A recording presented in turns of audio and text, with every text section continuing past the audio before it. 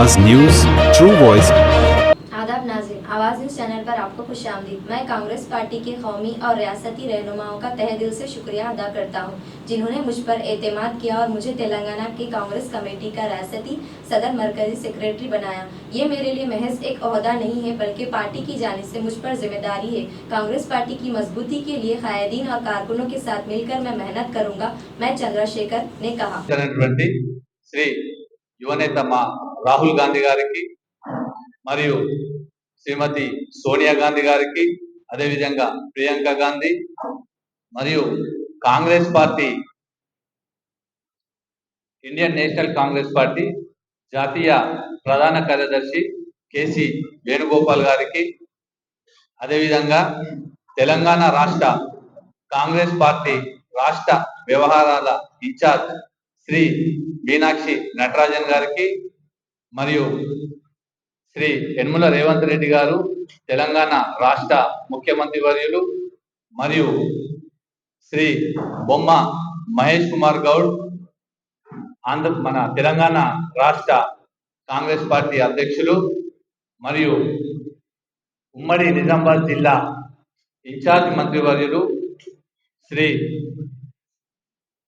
జూపల్లి కృష్ణారావు గారికి, మరియు కామారెడ్డి జిల్లా నేతలు శ్రీ మహమ్మద్ అలీ షబీర్ గారికి, మరియు పోచారం శ్రీనివాస్ రెడ్డి గారికి, మదన్ మోహన్ రావు గారికి, లక్ష్మీకాంతరావు గారికి, మరియు మాజీ ఎమ్మెల్యే ఏనుగు రవీందర్ రెడ్డి గారికి, నాకు తెలంగాణ రాష్ట్ర పిసిసి జనరల్ సెక్రటరీ ప్రధాన కార్యదర్శిగా పార్టీ తరఫు నుంచి అవకాశం ఇచ్చినటువంటి ఈ అందరి నేతలకు కూడా నా హృదయపూర్వక ధన్యవాదాలు తెలియజేసుకుంటున్నాను.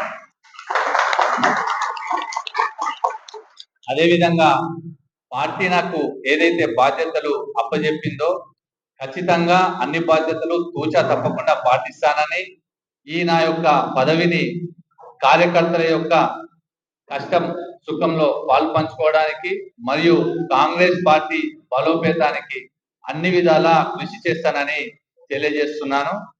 అంతేకాకుండా కాంగ్రెస్ పార్టీ ఏదైతే విధి విధానాలు ఉన్నాయో అన్నింటినీ కూడా వాటి యొక్క అనుచరుల మేరకే నేను ప్రవర్తిస్తానని మీ అందరికి కూడా తెలియజేస్తున్నాను.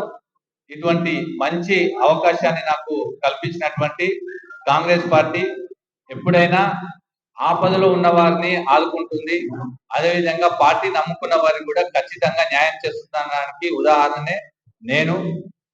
కాంగ్రెస్ పార్టీ ఎలక్షన్లు మొన్న జనరల్ ఎలక్షన్ టైంలో రేవంత్ రెడ్డి తరఫు నుంచి నేను పార్టీ కష్టకాలంలో పార్టీ వైపు ఉన్నాను.